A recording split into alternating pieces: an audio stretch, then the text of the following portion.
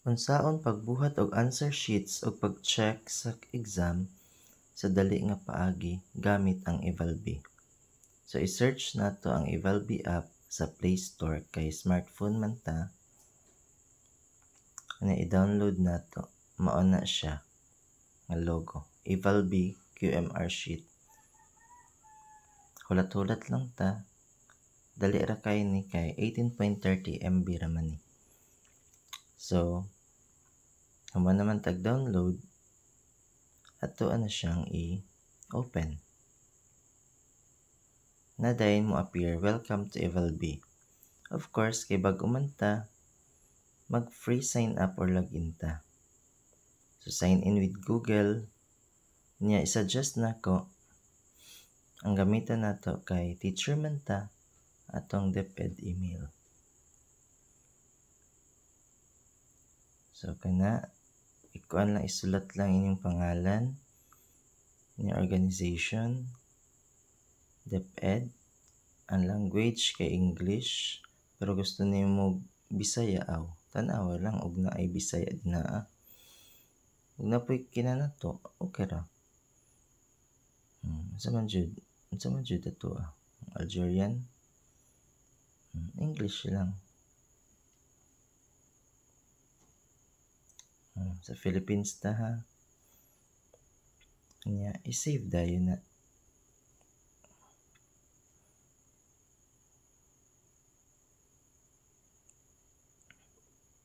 Kay nana. Welcome na to nana. So unsay buhaton next? Naa naman ta, naka-sign in naman ta. So create exam. Kanang roll digits ang pasabot ana pila ka digit ang number. Kanya next buhatan na to mathematics 10 ang subject ug math imuhang gitudloan og AP. Kanya og Filipino pod. So pila ka sections? Isa ra. Number of question 40 items kay exam na. Sa uban 30 items. Kanya kani question type 4 options ra ta kay multiple choice man ta, pero na kay true or false pwede ra pud mo true or false ka tanan. So kana na dayon create na.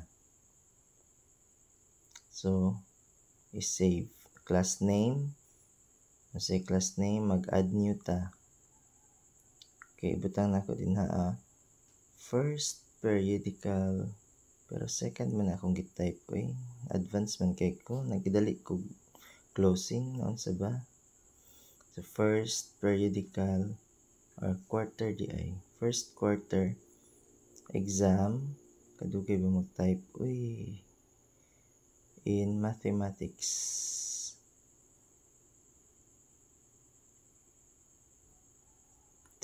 Okay, so i-add na ko.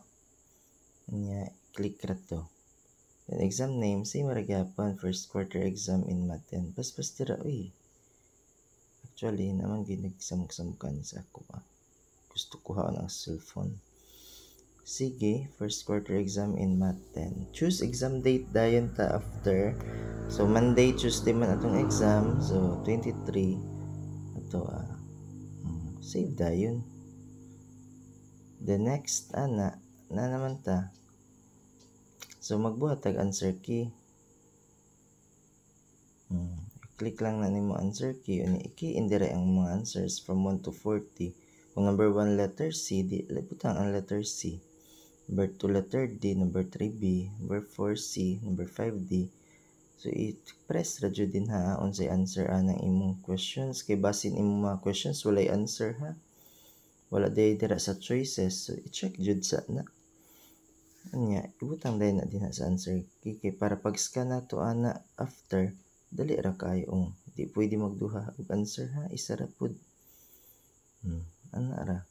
Ikiin ra. Hantod sa maabot kag 40. Kana lang. Ana ra kasayon kayo. 36 na ko. Niungot na pud.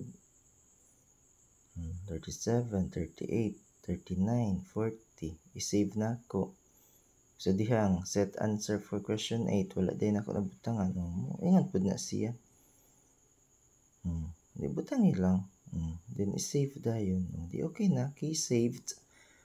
For future pa na ha, for later pa na pag nanay sheets, nanay mga answers sa mga bata ha.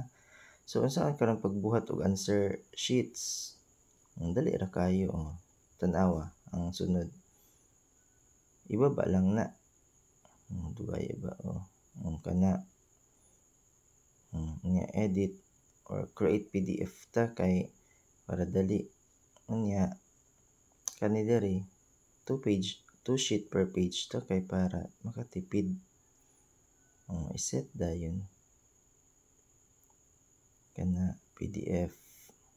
Mao day na ang forma sa ato ang kuno ato ang exam. Mag-shade na lang ana ang bata. Pwede day na nimo i-share.